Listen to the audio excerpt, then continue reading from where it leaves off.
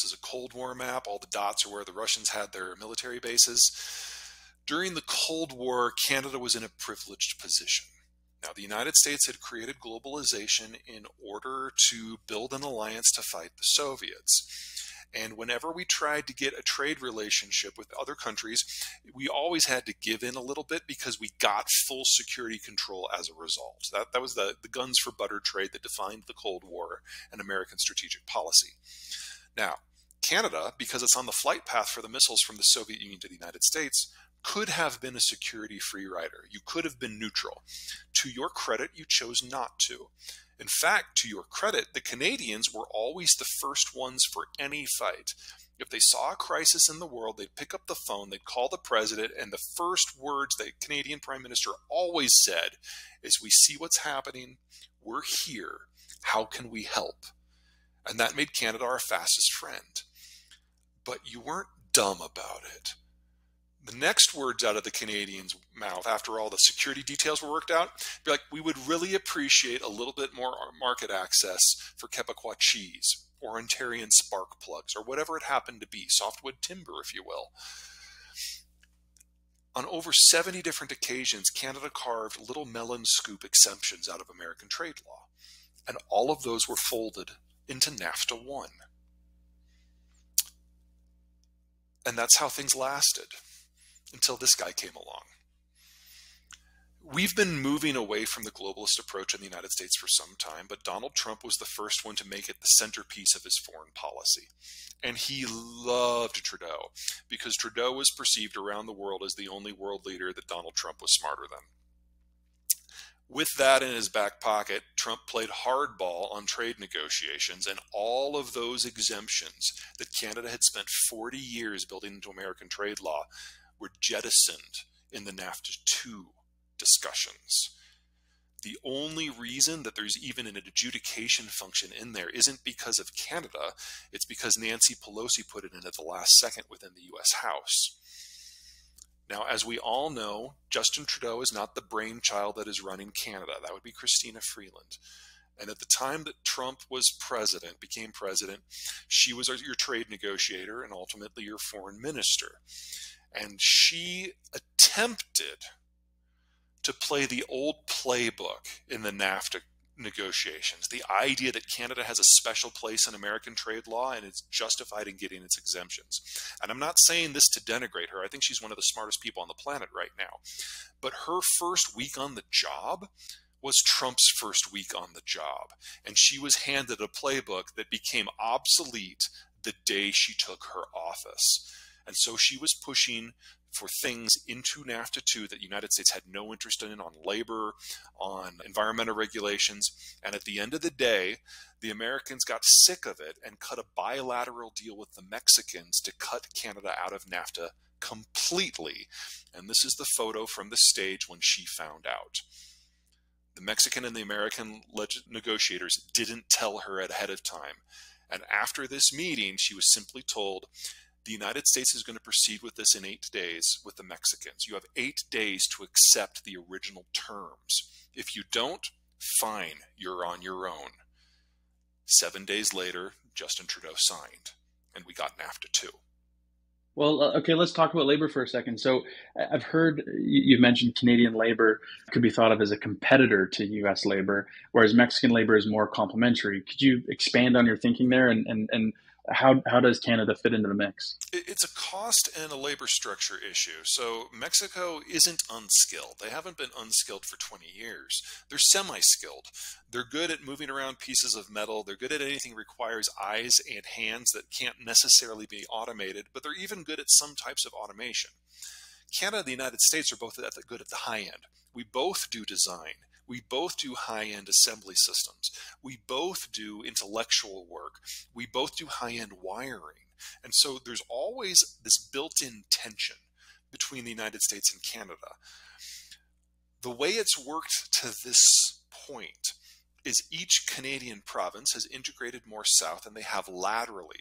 So for all intents and purposes in manufacturing, Ontario and Quebec and BC are American states in terms of manufacturing, and you're part of the milieu. But as Canada has aged, demographically, and the United States has not, or at least not as much.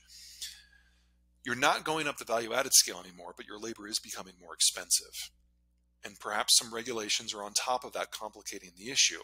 And that makes it very difficult for Canada to compete with the United States. Now, if Canada was on the other side of Mexico, you could benefit from Mexico in the same way that we can. But you're not. You're forced to try to integrate south. And in the case of Ontario, your best partner is Michigan and Ohio. Automotive, that works really well. But in the case of Quebec, it's aerospace. And the United States has some very pathologically formed opinions on aerospace. And one of the things we're going to see in the next couple of years is Airbus is going to go away. They get their aluminum from Russia. They get their titanium from Russia. And they get their engines and their wings from Britain. And Britain is applying for a free trade agreement with the United States, and we've made it very clear that one of the conditions is you join the Boeing family instead of the Airbus family. And so all of a sudden, Bombardier has to make some very, very hard decisions about their future. A lot of this is wrapped up in what Donald Trump did in NAFTA too. It is forcing a series of uncomfortable decisions on Canadian business about how to operate in an environment where the global structures are no longer there, and it really needs to focus on the United States and Mexico. As almost any country in the world will tell you, the most uncomfortable place is to be number 1 or number 2 on the United States' worry list. Until now, Canada's been like number 20 or number 25. And that's allowed Canada to ignore and avoid a lot of the scrutiny that comes in from when the Americans feel paranoid about something. We're not in that world anymore. As American interests shrink back to North America, all of a sudden Canada is going to consistently make the top 5 list. That's not a great place to be. What are the opportunities that you see for Canada? And I guess more broadly, what does the future of the North American trade bloc look like to you? Well, let's start with the punchline. North America is going to be the fastest growing economic bloc of size in the world for at least the next 30 years. And Mexico specifically is going to be one of the top 2 growth stories for that same time frame. So from my point of view, the hard work for the 3 countries has already been done. The intellectual infrastructure is in place. The trade deal has been ratified and implemented. We've already tested the adjudication mechanisms. They work. I feel very good about the long-term prognosis. The challenge is going to be that doubling of the industrial plant in the next 5 years as Germany and China go away. Mexico has already hit the ground running, and as of the Three Amigos Summit, which just concluded today, all 3 countries are trying to figure out how they can move more and more of the semiconductors and electronic supply chain into North America, which is great. The problem for Canada is it's not clear that they can directly benefit from a lot of that. Canada does not have the green space or the population density or the availability of labor in its major cities to do a semiconductor build out. And a successful electronics manufacturing sector requires different skill sets at different price points. And Mexico is perfect for the United States for that because we've got the high-skilled labor right on the border with their mid-skilled labor. They can interact very, very easily.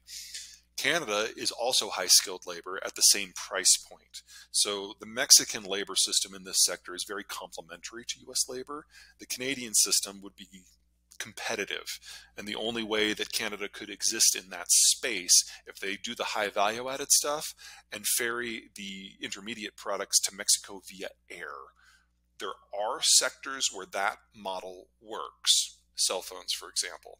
But for run-of-the-mill semiconductors, no.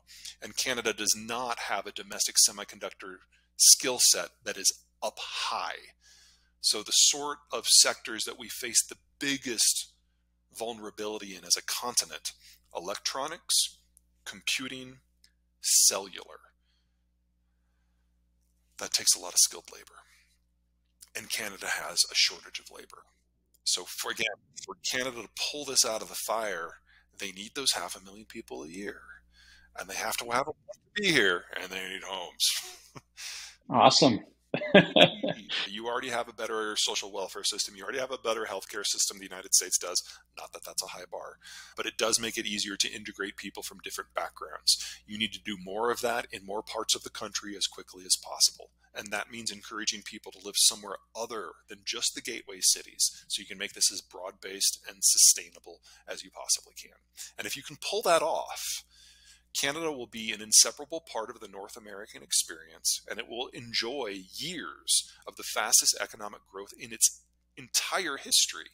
And so will Mexico. And so will the United States. Ultimately, this is a really good story, but we're all going to have to do some uncomfortable things in order to get there. So, what about the smaller cities, and should we be trying to attract people to our smaller towns? You need them everywhere. And I understand the difficulty of attracting people to something that's not a gateway city. But when I look at the economic potential of Canada, the manufacturing possibilities for Quebec and Ontario, we've already kind of dealt with. I think there's a very strong case there, but of course, people are going to be moving to the city. But Canada is renowned for exporting unprocessed commodities, whether it's mining or agriculture. If all you did is do a little bit of processing and some value added in your secondary cities, particularly in the prairies, the jobs that would come up from that would be beyond lucrative and should prove sufficient to draw people from international. If you're looking for an example in the States, look at the state of Iowa. It's not the most exciting place to live, but it's really the only American state that has kind of invested in going up the value added chain, not just from plant agriculture to animal agriculture, but the processing in order to do the soy crushing and make the oils and make the flour, whatever it happens to be, to send out a value added product instead of just the raw commodity.